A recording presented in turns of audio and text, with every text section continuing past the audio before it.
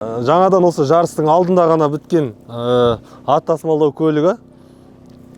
Сол енді 7 орындық.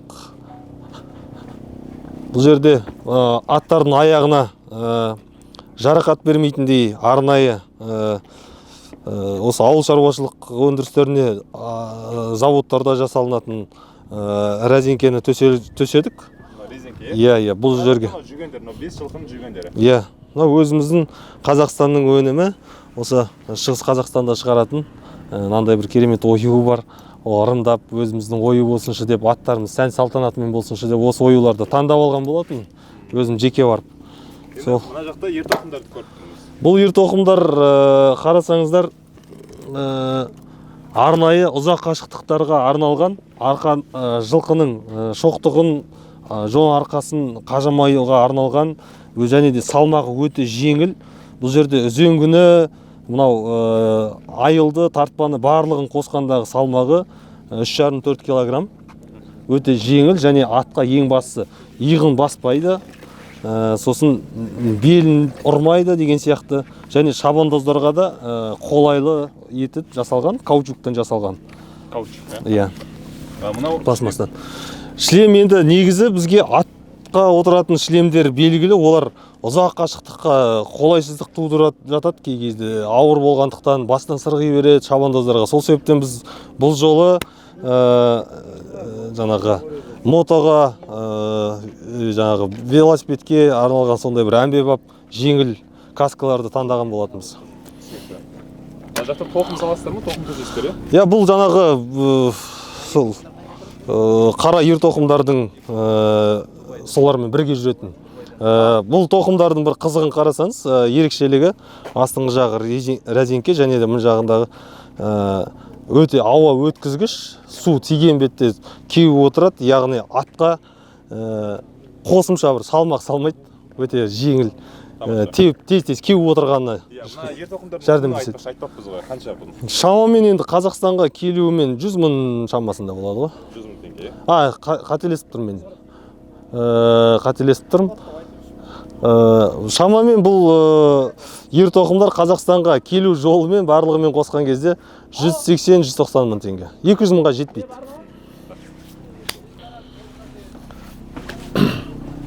Мына жақта мінекей. Иә, мына жақта енді міне аттардың жеке-жеке анау шеттен басталып бері қарай келе береді. Әркімнің өзінің орны бөлек. Аттарға кеудесін соғып, жарақаттанбау үшін барлығы резеңкеден қапталған. Мынау тұрған тұрбалар барлығы қауіпсіз жасалған. Демалуға және де ерекшелігі біздің автокөліктің үстінде жаңағы күн сәулесінен энергия алатын қондырғысы бар. Яғни 24 сағат өз-өзін батарея арқылы электр қуатпен күштеп тұра алады. Ана жерге не төседіңіз? Бұл кәдімгі ағаштың ұнтағы ғой. Кестірілген ағаштардың. Мына жақта енді біздің қоймамыз, бұл жақта аттардың дәрі-дәрмегі деген сияқты.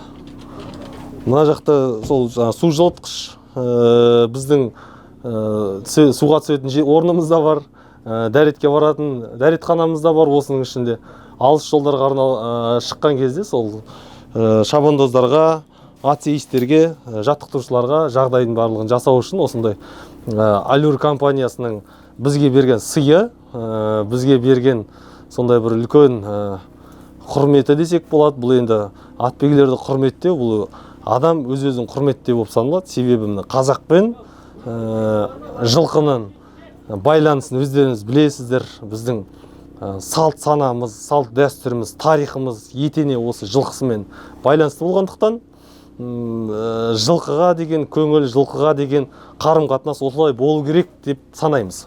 Тамаша. Енді біз қанша жылқыға арналған орын бұл? Бұл 7 орынға арналған.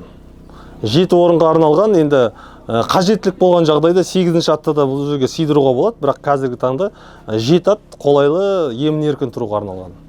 Жоғарыдағы көріп тұрғандай бұл жаққа шөп саламыз, жем саламыз. Екінші қабаттық орын. Аттарға ешқандай кедергісі жоқ.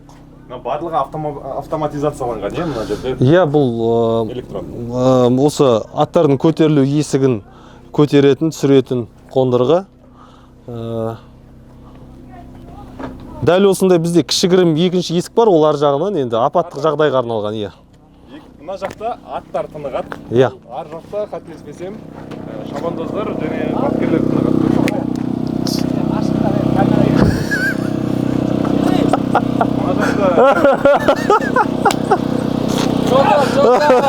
Ассалаумағалейкум. Жорық деген осындай болады. Жорықта жүріпсің, балалар туады. Братан, ондай болмайды. Самодельный душ қой, самодельный душ өзіміз жасап жуынып жатырық. Күнде осылай. Жағдай бар, жақсы, альхамдулилля. Ұлы дала жорығының ұлы дала балалары ғой. Қиындық. Иә, ұлы дала жорығындағы біздің шабандоздарымыз, ұлы дала балалары дейміз, ұлы дала жігіттері, батырлары. Топыраққа бір аунайды да, бетін шайып жүре береді. Енді, Алихан деген жігіт жүр, міне, қарап қой. Алихан жабандоз. Жігіттер алыс жолдан келді, шынына келген кезде 100 шақырым жүріп өту деген бұл үлкен күш. Білген адамға, аттың үстінде жүрген адамға келгеннен кейін жолда жаңағы аяғын қажалады, бүйрегін түседі, соғылады, бұлшық еттерін тырысады деген сияқты. Сол үшін осылай кешкі уақытта бір салқын суға түсіп, жігіттер өз-өздерін ретке келтіріп алады. Енді ішке қарай кірейік. Шабандоздарымыздың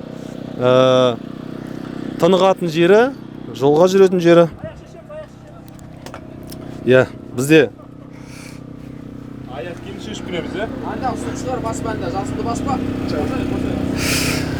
Бізде бұл жерде 3 адамға жататын орын бар. Міне, мұн жақта және мұн жақта. Бұл екеуі де көтеріліп қояды. Қажеттілік жоқ кезде көтеріп қоямыз. Мәші кәдімгідей кең екен, негізі? Іші енді қолайлы. Өзіміздің кішігірім дастарханымыз бар, соны қойып, 4 адам отырып шай ішуге де болады деген сияқты. Мұн жақта міне қол жуғышымыз бар. Енді әзірге пайдаланып тұрған жоқпыз, топ тұрғандықтан сосын газ жылытуы бар деген сияқты. Барлығы автоматтандырылған, мынау жаңағы сіздерге алдындағымыз айтқан күннен қуат алу механизмінің миы осы жерде орналасқан. Мына жақта тіпті қуаттау алуға болады, иә? Аттарымызды арнайы массаж жасауға арналған осындай массажерларымыз бар. Бұлшық еттерін бір емес үшеу. Мына жақта үйдегі сияқты тоқты басқаратын несі бар екен. Мына жақта жаңағы дәретхана бар, иә? Бұл жақта дәретхана бар, жуынатын орын бар. Тамаша. Дәретханасы міне, енді оны ашып көрсетудің қажеті жоқ шығар. Мынау не? Бұл кондиционер. Саған кондиционер бар ма? Кондиционер бар, иә. Шіркін. Енді жалпы еуропалықтарда бұндай бір тұрақты бір сөз бар да. Кез келген елдің мәдениеттілігін көргің келсе, ол елдегі ат спортының дамығандығын көрсең, тексерсең болады деген сияқты. Өздерінің бір еуропалық тілде аударылмасы, мағынасы осындай сөз бар. Азамат ағамыз өзі бұл кісі жаңағы қорғаныс саласында жұмыс жасаған, спецназда жұмыс жасаған, өзі спортшы, абыройы атағы көп жігіт қой. Сол біздің осы Қостанай жылқысының фанаты, Азекеңнің қорасында бірнеше Қостанай жылқылары бар деген сияқты. Жігіттерімізге арнайы дайындықпен қазан асылып жатыр. Ал, бисмилля. Сағат осында қаласы ойдың. Қазы. Сүрет қойды. Төс екен ғой. Бір жерде бір қазымыз бар сияқты еді осы ішінде. Міне. Бәрекелді. Келіңіздер. Алысқа кетпеңіздер. Енді расымен кез келген жетістіктің артында үлкен осындай командалар бар. Мына жігіттерден осы тамақ пісіріп жатқан жігіттерден бастап бапкерлерге дейін бәрі Астана командасы үшін еңбек етіп жатыр. Нәтижелі болсын еңбектеріңіз.